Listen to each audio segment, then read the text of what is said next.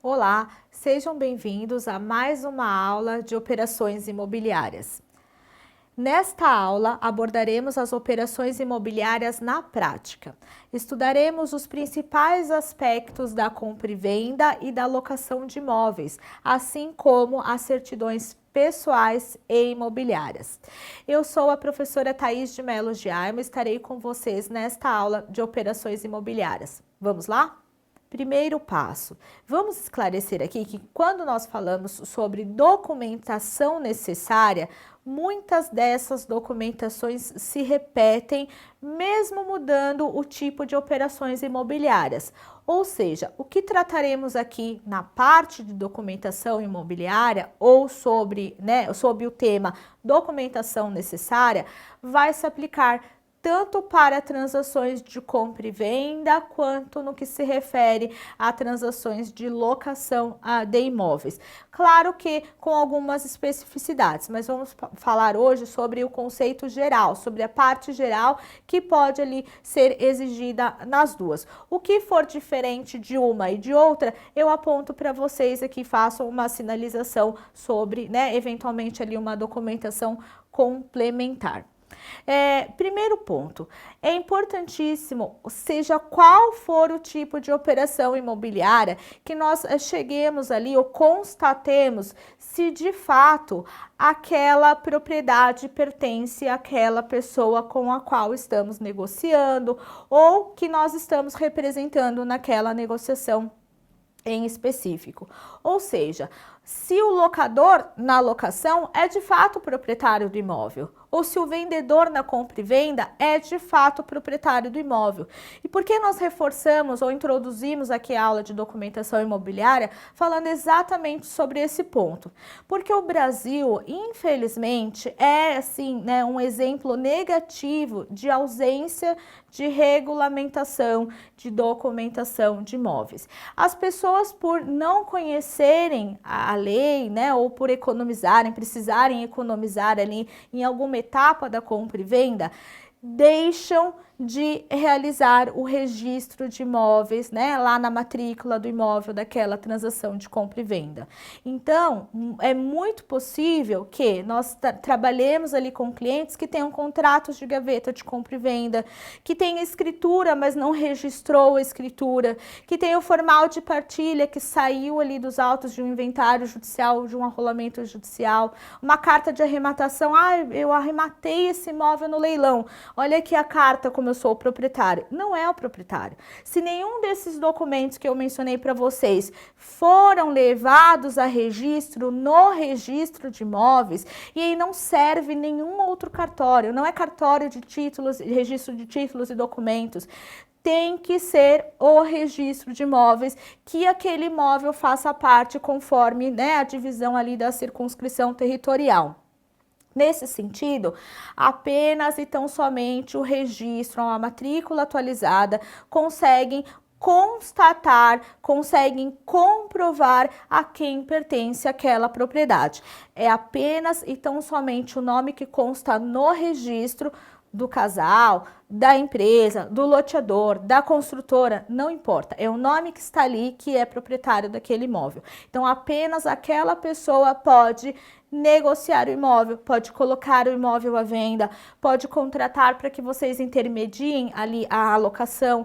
Se não for aquela pessoa cujo nome consta na matrícula atualizada do imóvel que os procura, que pretende realizar a venda, que quer ali colocar o imóvel para locação, esta pessoa não é proprietária do imóvel. Ela não pode autorizá-los a fazer qualquer transação sobre o imóvel, por mais que ela tenha um compromisso de compra e venda, um contrato de compra e venda, uma escritura de venda e compra, o formal de partilha, uma carta de adjudicação, uma carta de arrematação. Enquanto ela não registrar esses documentos, ela não é dona do imóvel.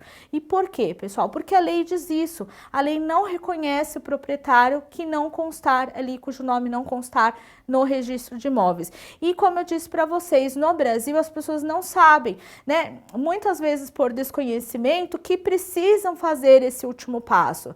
E aí elas se entendem como, ou se veem como proprietárias de um imóvel que na verdade não é delas. Aos olhos da lei, elas não são donas daquele imóvel, elas não são proprietárias daquele imóvel.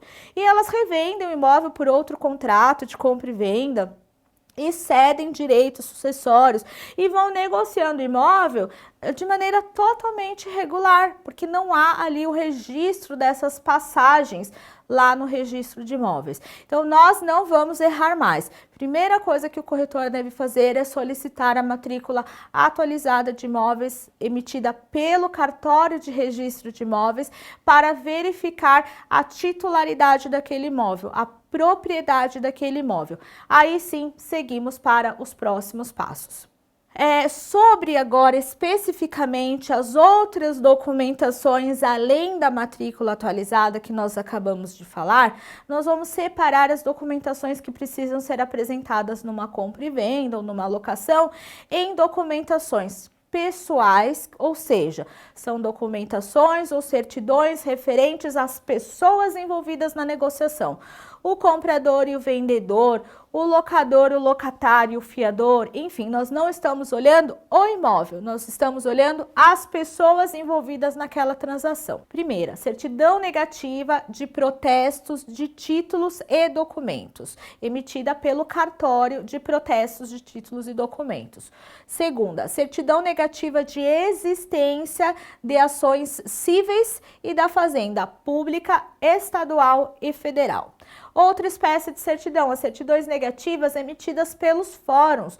Nós precisamos saber se aquelas partes têm ações na justiça civil, na justiça criminal, na justiça trabalhista. Então, importantíssimo, né, que seja feita essa busca nos fóruns regionais para saber sobre a existência dessas certidões que queremos sejam negativas, mas podem sair ali como positivas. Certidões negativas criminais, já falamos, e também de execuções criminais, e certidão de casamento atualizada. Esses são os primeiros documentos que nós precisamos solicitar para o vendedor, proprietário do imóvel, ou para o locador, né, que pretende ali realizar aquela locação. Vejam que todas essas certidões, elas têm por finalidade descobrir a saúde financeira do proprietário do imóvel. Ou seja, se ele tem ali um protesto de título, ou se ele tem ações na justiça, pode ser que aquele imóvel seja o único patrimônio que ele tenha para responder a essas dívidas, a esses inadimplementos. Imagina que ele seja réu numa ação trabalhista. Veja, ele tem que pagar, se ele for condenado, ele tem que pagar aquela demanda trabalhista. E nós respondemos no ordenamento jurídico brasileiro sempre com o nosso patrimônio. Ninguém aqui vai preso por dívida, mas o nosso patrimônio responde pelas nossas dívidas. Então é importante nós sabermos se aquele vendedor, ou aquele casal de vendedores, ou se aquela PJ vendedora, ela está saudável financeiramente. Porque se for comprovado, por exemplo, que ele fez a venda daquele imóvel para se furtar ao cumprimento, ao pagamento de uma dívida pré-existente, veja, essa transação será anulada pelo Poder Judiciário. E você, corretor de imóveis, deveria saber disso no momento da transação. Você tem o conhecimento técnico, nós que estudamos, nós que sabemos ali quais as limitações de um negócio. Então, não vai caber lá na frente a alegação do corretor dizendo, eu não sabia que precisava verificar essa certidão, eu não entendi o que essa certidão dizia. Poxa, se vocês que têm o conhecimento técnico não sabiam, veja, não vai colar esse tipo de resposta lá na frente. Então, cuidem para que todas essas certidões sejam emitidas e cuidadosamente estudadas por vocês e apresentadas na negociação para que tudo fique às claras. Pois é possível que mesmo diante de uma certidão positiva, o comprador queira continuar com a transação. Às vezes a certidão é positiva, saiu ali que a pessoa tem um processo na justiça, o vendedor tem um processo na justiça. Às vezes é uma ação de alimentos, às vezes é uma ação de guarda, é um inventário, não é necessariamente uma dívida já estabelecida, já não há, né, não há necessariamente ali uma inadimplência. Então a gente precisa, além de buscar essas certidões, entender o que elas significam e deixar claro no momento da negociação as possibilidades e a abrangência daquelas certidões. Além das certidões pessoais que nós falamos até agora, que se referem a pessoas físicas, é possível que uma dessas partes da operação imobiliária seja uma empresa, seja ali uma pessoa jurídica. Se for esse o caso, além daquelas certidões que nós teremos que continuar solicitando para as pessoas físicas que são sócias dessa empresa, dessa PJ, a própria PJ, né, o CNPJ, também precisará apresentar algumas certidões, como, por exemplo, a certidão negativa do INSS, a certidão de regularidade de recolhimento do FGTS, a certidão comprovando que a associação ou sociedade civil se acha formalizada junto ali à JUSESP ou ao cartório de registro civil de pessoas jurídicas, e também a certidão comprovando e regularizando a firma comercial ou a sociedade anônima perante o registro no comércio, que é a JUSESP. Então vejam, além daquelas certidões que são cabentes à pessoa física, a pessoa jurídica, se negociante, vai ter que apresentar também essas certidões, que também têm o mesmo objetivo: comprovar a saúde financeira da pessoa jurídica. Se ela deve para o INSS, se ela não recolhe direito ao FGTS, ela tem dívida. Se ela tem dívida, ela não pode negociar enquanto não pagar essas dívidas pré-existentes. Nós não vamos anuir no negócio ou conduzir no negócio com esse risco imenso dessa compra e venda ou dessa locação ser anulada lá na frente, por conta de não termos olhado direito a documentação, não termos analisado a certidão e não termos ali feito, inclusive, as regularizações. É possível, né, que o negócio não deixe de ser feito, mas a regularização seja feita. Não recolheu o INSS, saiu a certidão positiva, informa a PJ, fala, olha, né, a certidão foi positiva. Pessoa jurídica, faz o recolhimento, paga, negocia, parcela, não sei, mas faz com que essa situação seja resolvida antes da operação imobiliária. Além dessas documentações que se referem às partes do negócio, às pessoas envolvidas no negócio, nós precisamos também olhar para o imóvel transacionado. E aí nós vamos falar sobre as certidões imobiliárias, que são as certidões referentes ao imóvel. Não vamos mais focar nas partes, vamos olhar agora no imóvel especialmente. Primeira delas, nós já falamos, a certidão de matrícula do imóvel. É a matrícula do imóvel que vai provar a propriedade daquele imóvel. Depois temos outras certidões. Certidão vintenária. A certidão vintenária é um histórico, ela vai trazer toda a vida, né, do imóvel, desde quem foi o primeiro comprador, transmitiu para quem, quando que tem averbação, tem outra matrícula, enfim, tem a abertura de novas matrículas. A vintenária traz todo esse passado em algumas situações, e é importante nós puxarmos também essa certidão. 3, certidão negativa de tributos municipais, se deve ou não deve IPTU, né? É importante nós sabermos ali se tem dívida constituída. 4, certidão negativa de multa por taxa de lixo, de muro, de passeio, de limpeza, dependendo do município, ele pode fazer essas cobranças. Então, é importante também nós vermos se o imóvel está regular com relação ao pagamento dessas taxas. Certidão negativa de débitos condominiais, né? A mais importante, acho que de todas as certidões do imóvel, depois da certidão de registro de imóveis, é a existência ou inexistência de débitos condominiais. Vejam que o imóvel que está em condomínio, ele tem que pagar, ele tem que contribuir com a sua cota condominial. Se essa cota condominial ou se o condomínio não for pago, o condomínio estiver atrasado, esse imóvel pode ir a penhora para quitar dívida de condomínio. Então veja, né, vocês negociam ali o imóvel, fazem o comprador todo feliz, colocar ali todo o investimento dele de uma vida no imóvel, que dali 1 ou 2 anos vai a penhora, porque tem dívidas anteriores, porque nós não vimos se haviam dívidas condominiais. Então não vai acontecer. Sempre puxem a certidão negativa de débitos condominiais, que a consequência é muito gravosa se houverem esses débitos. Próximo, não existência de ações em curso contra o condomínio, né? Não basta sabermos se tem ação contra as pessoas que são proprietárias daquele imóvel, sejam elas pessoa física ou jurídica, né? Enfim, é preciso, na verdade, saber se o condomínio também não deve. Às vezes o condomínio tem ações trabalhistas, às vezes o condomínio tem execução fiscal. Enfim, às vezes tem algum condômino que foi furtado dentro do condomínio e ingressa com ação contra o condomínio. Então é importante nós sabermos também a saúde financeira e a situação fiscal do condomínio como um todo, não só daquela unidade específica.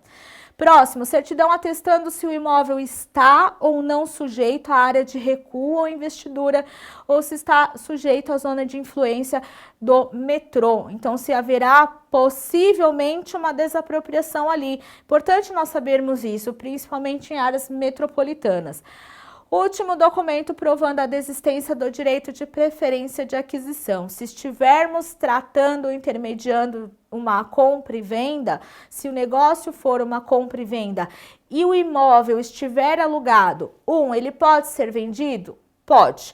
Imóvel alugado pode ser vendido a qualquer momento, tendo ou não tendo essa cláusula no contrato. Porém, nós precisamos garantir ao inquilino, que eu falei para vocês que não é a expressão que utilizamos mais, temos que garantir ao locatário o direito de preferência na aquisição daquele imóvel. Então, precisa se avisar ao locatário, olha, vamos vender o imóvel, você tem interesse na compra? Porque se você tiver, você prefere, você tem preferência com relação a ofertas de terceiro. Então, precisa deixar muito claro que foi feita esta oferta ao locatário e que ele declinou, ele não tem interesse ou ele não consegue, né, dar uma oferta na mesma condição de terceiros interessados, porque também não é porque ele é locatário que ele vai pagar ali um valor irrisório. Se existem ofertas de mercado já, ele tem que chegar junto, ele tem que chegar nos mesmos valores, né, em condições próximas àquelas que já existe no mercado. Então, se ele não quiser ou não conseguir, não tiver dentro do escopo dele, ele vai registrar ali através, né, de uma resposta à notificação extrajudicial, que foi perguntado se tinha interesse, que ele declinou, ele não tem ali interesse na aquisição, tá bom, pessoal? Isso é importantíssimo também, porque senão ele lá na frente pode pretender anular essa compra e venda. Bom, enfim, chegamos ao final de mais uma aula agora sobre documentação necessária. Não deixem de consultar o material de apoio de vocês lá no Saiba Mais e na plataforma. E nos vemos na próxima aula. Bons estudos!